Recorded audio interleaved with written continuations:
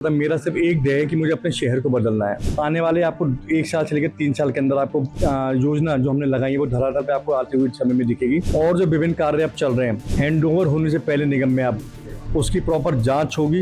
अलीगढ़ में प्रशांत सिंघल जी के कार्यकाल के अलीगढ़ में 2 साल पूरे हो चुके हैं, जिसको लेकर उन्होंने जनता से रूबरू होने के लिए एक प्रेस वार्ता का आयोजन किया, जिसके तहत उन्होंने बताया कि किस तरीके से 2 साल में उन्होंने अपने कार्यकाल में जो कार्य शहर को द्वारा किए गए हैं उन्होंने उनका वर्णन किया। और उन्होंने बताया कि किस तरीके से ग्रीन अलीगढ़, क्लीन अलीगढ़ को और अच्छे से आगामी सालों में और अच्छा बनाया जा सकता है, जिसके तहत खुद प्रशांत सिंघल जी आज मेरे साथ मौजूद हैं। उनसे जानूंगा। सर, सबसे पहले आपको बहुत बहुत बधाई कि आपके 2 साल कार्यकाल पूरे हुए।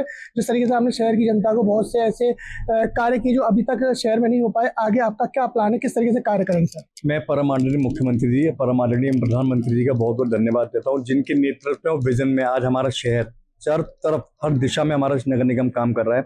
मैं अपनी सभी पार्षद को, अपने नगर आयुक्त जी को और हमारी पूरी नगर निगम परिवार को धन्यवाद देता हूँ कि जितनी तेज़ी से हमारे 2 साल में काम हुए हैं उसको आने वाले आपको 1 साल से लेकर 3 साल के अंदर आपको उन चीज़ों को योजना जो हमने लगाई है वो धरातल पे आपको आते हुए समय में दिखेगी।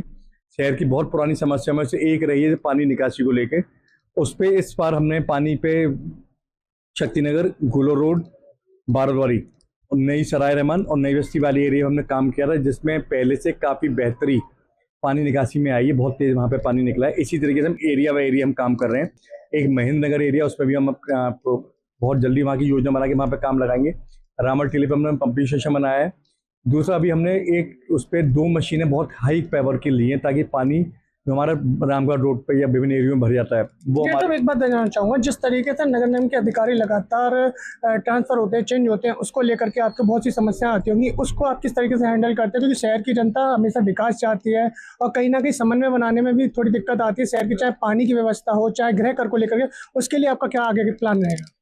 मेरे को इस चीज़ में, मैं शायद आदरणीय मुख्यमंत्री जी के नेतृत्व में ये कह सकता हूँ, मैं इस चीज़ में मेरे को ट्रांसफर से इतना फर्क नहीं पड़ता। मेरा सिर्फ एक ध्येय है कि मुझे अपने शहर को बदलना है और मैं सही नीयत से शहर की दिशा को और दशा को बदलने जा रहा हूँ।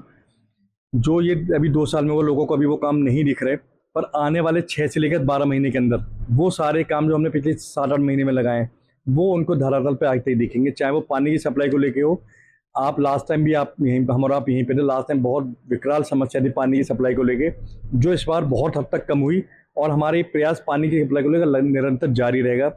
सफाई में भी, डोर टू डोर कूड़े में भी। आप आज की तारीख में घर घर कूड़े उठाने की मुहिम से लगभग हमारे 65 कूड़े पॉइंट खत्म हुए हैं, जो पिछले 40-50 साल से कूड़े के ढेर के पॉइंट जा रहे हैं। इसी तरीके से पानी की सप्लाई को हो, पानी बचाना भी हमारी और आपकी, हमारी अलीगढ़ की जनता की जिम्मेदारी है। उस दिशा में भी हमारी जितनी पोखरें हैं उसको आज तक साफ नहीं हुई, जिसकी वजह से उनकी सोखने की क्षमता खत्म हो गई।